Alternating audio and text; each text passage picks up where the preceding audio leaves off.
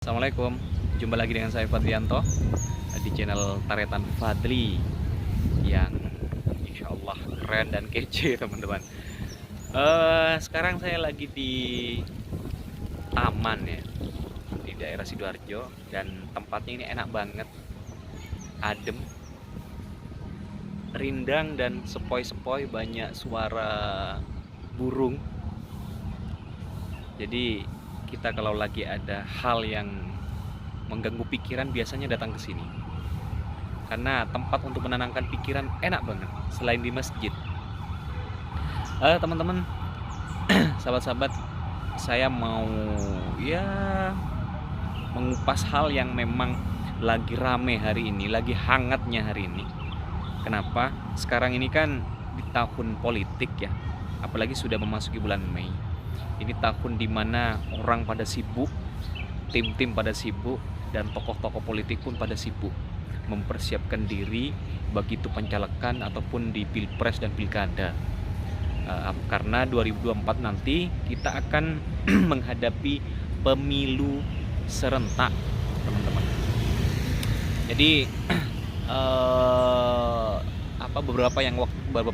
beberapa waktu yang lalu ya, tanggal 21 April 2023, Bu Mega itu sudah memutuskan menetapkan saudara Ganjar, Bapak Ganjar sebagai Gubernur Jawa Tengah, ditetapkan untuk dicalonkan sebagai Presiden Republik Indonesia, calon Presiden Republik Indonesia, teman-teman. Yang itu tentunya benar-benar membuat peta politik, peta pilpres itu semakin menarik. Kenapa saya bilang semakin menarik? Karena dimungkinkan peta koalisi pilpres 2024 itu akan ada 3 poros. Kalau sebelumnya yang memang rame itu kan untuk yang pertama, Nasdem memutuskan Anies Baswedan sebagai calon kandidat, dan kemudian Gerindra dengan Prabowo-nya.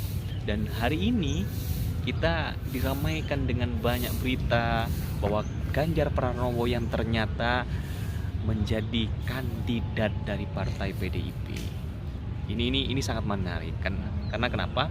Karena memang kebetulan dari hasil survei ya, dari banyak lembaga survei, 3 nama ini merupakan 3 besar yang masing-masing ya siapa yang nomor 1, nomor 2, dan nomor 3 dan seterusnya. Ya saling inilah saling unggul mengunggulkan dan lain sebagainya. Ini menarik teman-teman untuk kita bahas. Dan tentunya juga merubah peta koalisi partai yang sebelumnya sebelum Ganjar ditetapkan sebagai kandidat dari PDIP itu ada koalisi KIB yang di situ dimotori oleh Golkar, P3 dan PAN. Namun hari ini itu berubah akhirnya, walaupun kemudian di beberapa media elit politik dari 3 partai itu mengatakan bahwa koalisi itu akan tetap ada. Ya, akan tetap ada walaupun kemudian ketika keputusan Ganjar Pranowo dicalonkan dari PDIP, ternyata P3 merapat. Yang memang ini di dalam yang masuk dalam presentase ambang batas presidensial threshold ya. Parliamentary thresholdnya kan memang kebetulan untuk P3 itu suara terakhir, persentase terakhir 4% dia, 4 berapa gitu. Kalau yang di luar parlemen itu ada Hanura, ada PSI dan lain sebagainya. Ya memang di dalam parlemen itu ada P3 yang sudah merapat ke PDIP. Walaupun memang ada di beberapa daerah, contohnya semisal kayak di Aceh ya, tegas bahwa P3 Aceh itu tetap mendukung Anies Baswedan sebagai kandidat presiden dari partai Nasdem atau Koalisi Perubahan, yang di situ ada Nasdem, kemudian ada PKS dan ada Demokrat, yang itu sudah melewati ambang batas parliamentary threshold. Jadi ini menarik ya teman-teman. Menariknya dalam arti apa? Bahwa Pilpres 2024 ini akan menyuguhkan peta tiga poros yang tentu pada akhirnya itu sudah bisa dipastikan akan ada 2 putaran ya. Untuk koalisi pertama nih, semisal nih contoh koalisi pertama ya, yang memang ini sudah sejak awal mereka mendeklarasikan itu dari Partai Nasdem 9,5%, 9,05%, PKS 8,21% dan Demokrat 7,77%. Itu masuk dalam koalisi perubahan dan yang dicalonkan sebagai calon presiden adalah Anies Baswedan, dan itu sudah di luar ambang batas presidensial threshold. Dengan kata lain bahwa koalisi mereka sudah berhak mencalonkan presiden dan wakil presidennya, walaupun sampai hari ini koalisi perubahan ini masih belum memutuskan siapa wakilnya, walaupun memang sudah ada bahasanya ada 5 nama yang yang sudah dimunculkan, termasuk adalah Mahfud MD dan lain sebagainya ya. Ini peta masih terus berjalan, dan koalisi kedua yaitu koalisi KKIR. KKIR ini koalisi yang istimewa sebenarnya. KKIR ini koalisi yang dimotori oleh Gerindra dan PKB ya. Gerindra dan PKB di parlemen itu, kalau untuk Gerindra sendiri, Gerindra ini kan suara ketiga terbesar ya, suara ketiga terbesar di parlemen. Dia mengumpulkan 12,57% dan PKB 9,69%. Jadi koalisi ini sudah di atas ambang batas parliamentary threshold dengan 22,26%. Dengan kata lain, cukup dengan 2 partai ini mereka sudah bisa mencalonkan presiden dan wakilnya.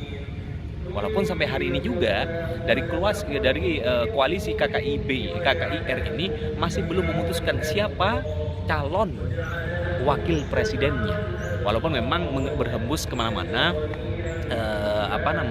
Salah satu calon wakilnya adalah Caimin ya, yang itu adalah ketua partai dari PKB, ketua umum dari PKB. Dan kemudian ada beberapa informasi juga, dan memang ini sudah dikatakan oleh Caimin bahwa Golkar kemungkinan besar akan masuk ke koalisi KKIR ini. Ketika seperti itu, bisa dipastikan bahwa akan ada 2 nama yang akan digodok oleh Prabowo sebagai calon presiden, yang itu akan dijadikan wakil presidennya. Siapa calon wakil presidennya? Airlangga Hartarto dan Caimin. Walaupun kemudian Golkar ini sebenarnya adalah partai dengan suara terbesar kedua di parlemen. Kalau bicara soal ego partai, harusnya Airlangga Hartarto yang harusnya jadi presiden kan, calon presidennya, dan Prabowo yang jadi wakil presidennya. Namun lagi-lagi kita harus melihat dari konteks elektoralnya ya. Secara elektabilitasnya siapa yang lebih layak? Saya kira memang Prabowo di sini, karena Prabowo ini masuk 3 besar, dan di beberapa lembaga survei Prabowo ini elektabilitasnya paling tinggi dibandingkan dari 2 kandidat, yang satunya dari PDIP dan yang satunya dari koalisi perubahan. Nah, ini yang sangat menarik, teman-teman.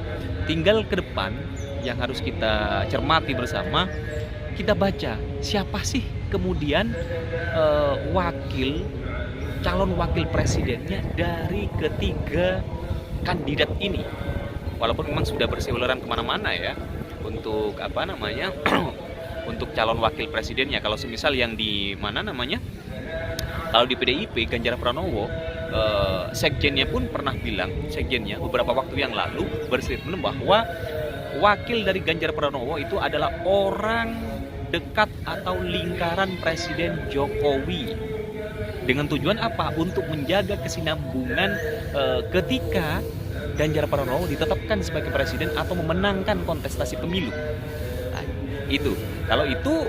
Kalau memang itu, berarti kita bisa membaca siapa kemudian yang akan muncul. Salah satunya ada Erik, karena Erik ini adalah salah satu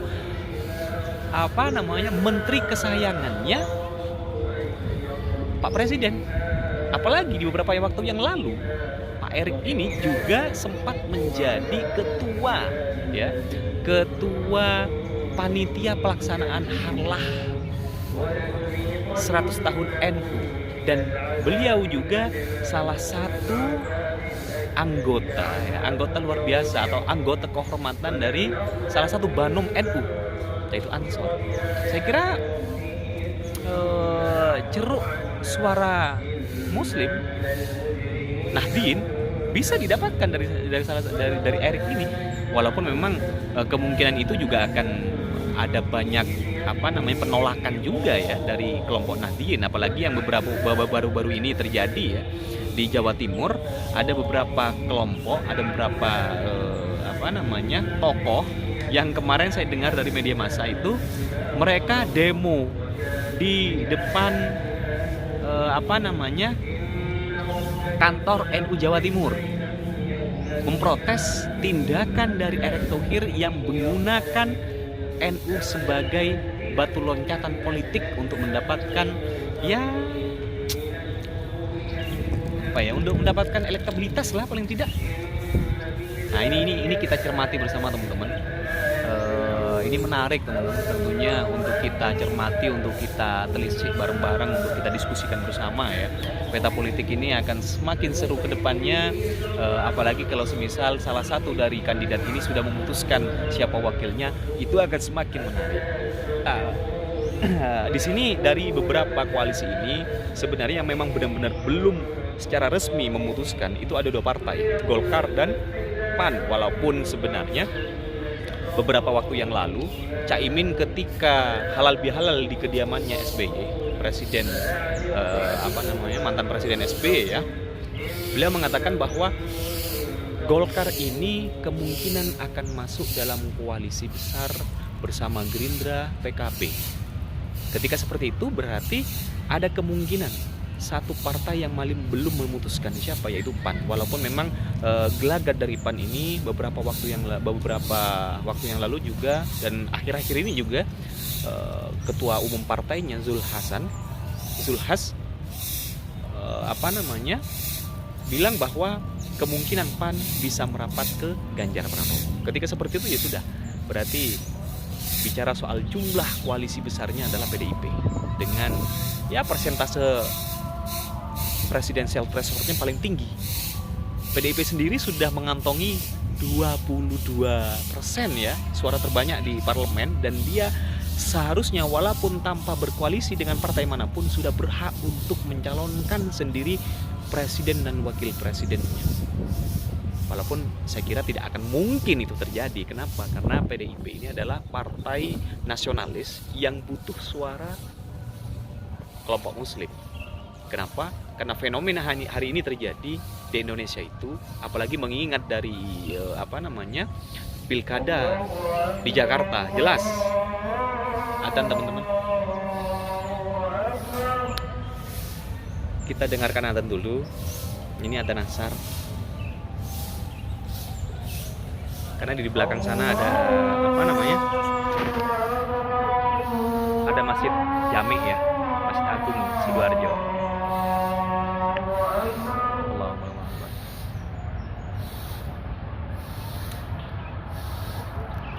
Ibu-ibu lagi bersih-bersih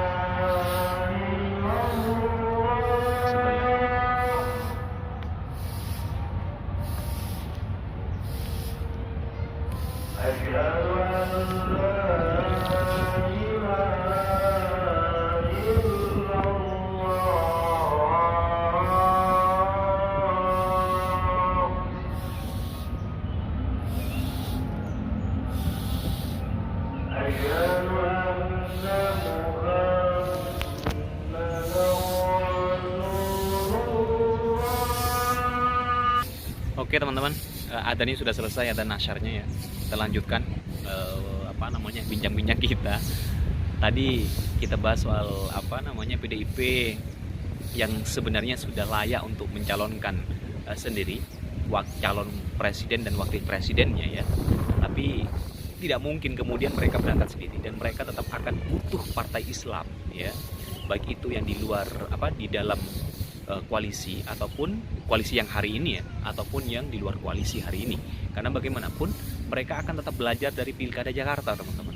Mereka tidak akan pernah mengulangi kesalahan itu, yang mana Ahok tumbang kalah terhadap Anies karena memang mereka tidak membaca faktor-faktor elektoral dari kelompok atau masyarakat Muslim itu yang hari ini masyarakat Islam ya, yang hari ini akan mereka lakukan, dan mereka tetap akan mengejar kemenangan. Nah itu makanya kemudian P3 masuk, walaupun sebenarnya kalau bicara soal di parlemen, P3 ini kan suara yang terlahir ya, cuman 4, sekian persen. Yang sebenarnya mereka harapkan itu PKB, tapi ternyata PKB koalisinya dengan Gerindra. Namun kita lihat saja nanti ke depan, apakah kemudian PKB akan berbalik arah ke PDIP atau tetap di Gerindra atau bagaimana. Kita lihat saat penetapan calon wakil presidennya dari tiap-tiap kandidat itu. Dari 3 kandidat ya. Selamat menuju Pilpres 2024 ya. Dari 3 kandidat ini yang pasti kita akan disuguhkan 2 putaran, teman-teman. Mari kita nikmati, dan kita sebagai masyarakat harus memilih yang benar-benar objektif, yang benar-benar sesuai dengan pikiran kita dan harapan kita untuk bangsa dan negara. Jangan memilih karena kita hanya suka atau karena kita tidak suka, like dan dislike ya, atau karena dia lebih populer. Tidak, jangan, tapi pilihlah dengan gagasan mereka dan tujuan mereka, cita-cita mereka ke depan untuk bangsa dan negara ini apa. Itu jangan hanya kemudian kita dipertontonkan dengan mereka sering turun ke jalan atau turun ke got, ya kan, bersih-bersih got, ataupun kemudian ikut nyapu atau lain sebagainya. Tidak, karena kepemimpinan nasional itu yang dibutuhkan adalah otaknya dan pikirannya. Apa? Karena bangsa dan negara kita adalah kerangka besar yang harus muncul dan berkembang dan menjadi negara yang besar dengan ide dan gagasan dan juga rencana besar ke depannya. Negara kita adalah negara besar. Jangan hanya dibohongi oleh tampilan depan saja, teman-teman. Oke, terima kasih teman-teman. Yang tidak setuju ataupun yang setuju silahkan komen ya di kolom komentar. Bagi teman-teman yang belum subscribe, subscribe-nya, like and share, dan juga tombol loncengnya. Terima kasih. Assalamualaikum.